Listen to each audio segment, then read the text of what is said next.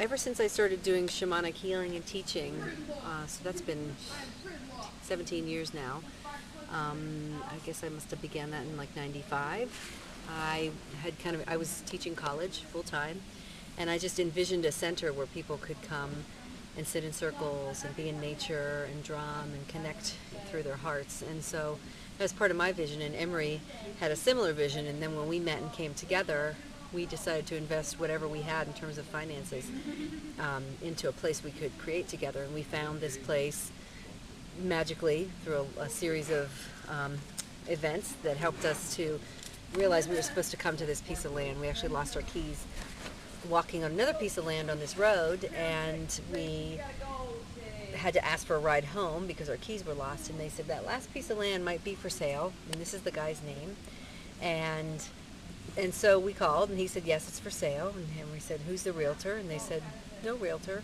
He said, there's no realtor, no sign. It just was for sale. So we came out to see it, and it was completely trashed. I mean, the guy was living in a broken down house with other broken down buildings, and they hadn't gone to the dump in like 50 years. So there was a lot of garbage on the land, but we could see how beautifully it was situated. So we're in a 5,000 acre wilderness area, and we have 100 acres here, and these streams are here. And so we, a lot of other stuff happened in order for us to get the land, but we were able to get it for a much cheaper price than you would have thought. And then we spent an entire summer cleaning up 40 tons of garbage. And then we lived in the little yurt while we built our house. And then a few years later, after Emery's grandma died, we got some money from her, and we put up the other yurt. So we primarily started teaching our course, Seeing with the Heart, which teaches people how to be shamanic practitioners. And it meets one Saturday a month for over an 8-month period. And it goes into 3 years of study. And that's kind of been our bread and butter thing. But about 6 years ago, I think we started doing Spirit Quest. And Aaron, actually, who's helping out this week, was in our very first Spirit Quest. I think he was 13. And so what we're trying to do with Spirit Quest is help young people to have a sense of a rite of passage.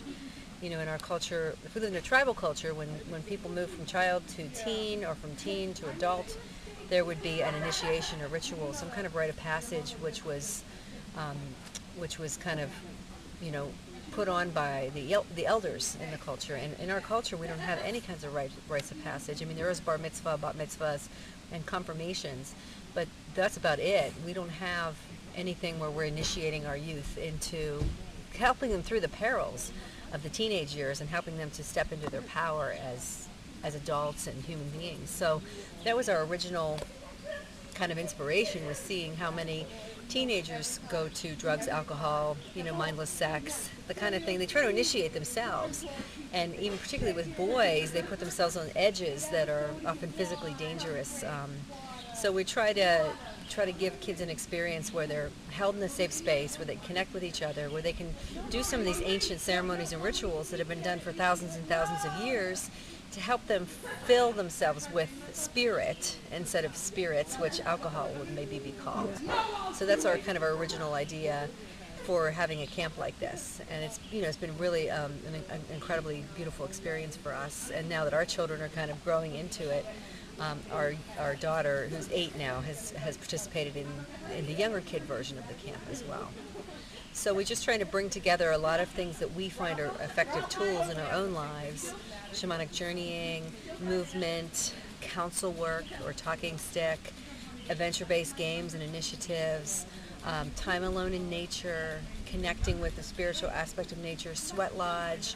These are all drumming. These are all things that we have found to be effective in transforming our own selves, and still continue to, because of course we're not completely transformed. We're still in the process ourselves. So we try to bring together these different tools that have worked and put them into a shape where people can develop whatever they need for themselves and plug into whichever ones work for them. So not all tools everybody's going to connect with, but hopefully they'll find a few to plug into that they can take away with them.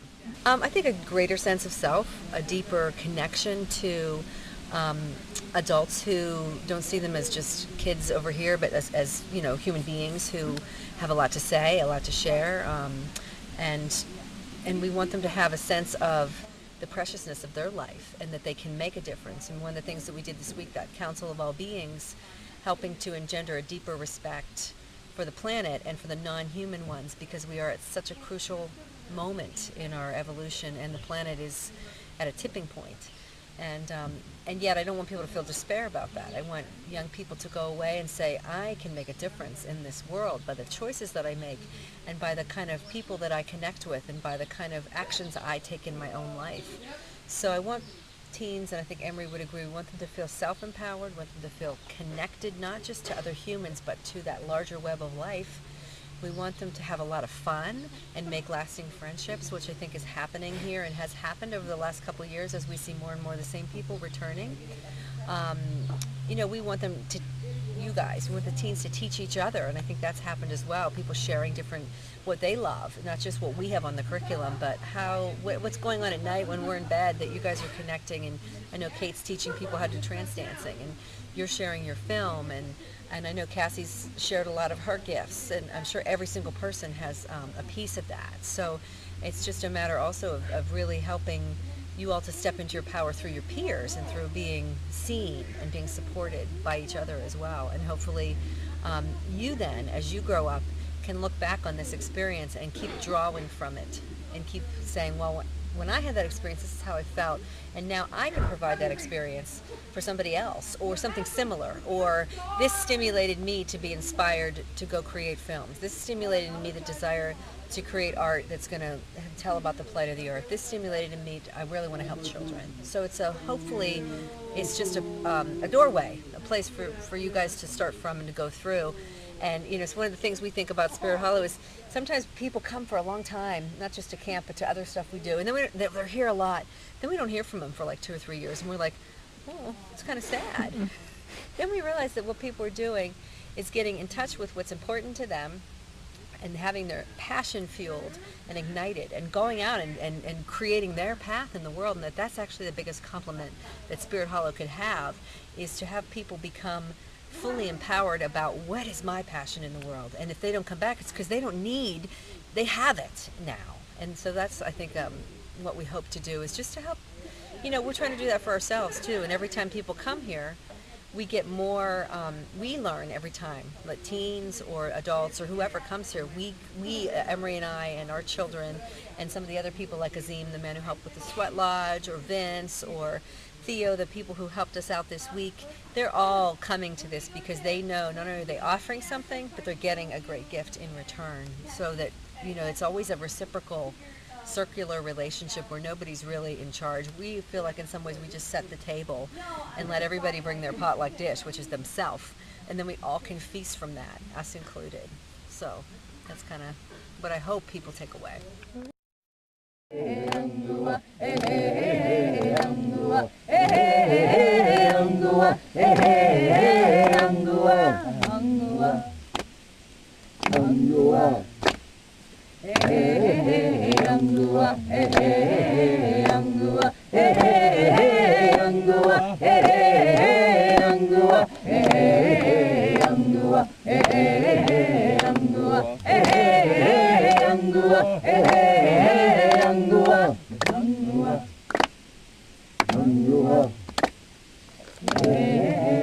Save the planet, please. We need it here to live.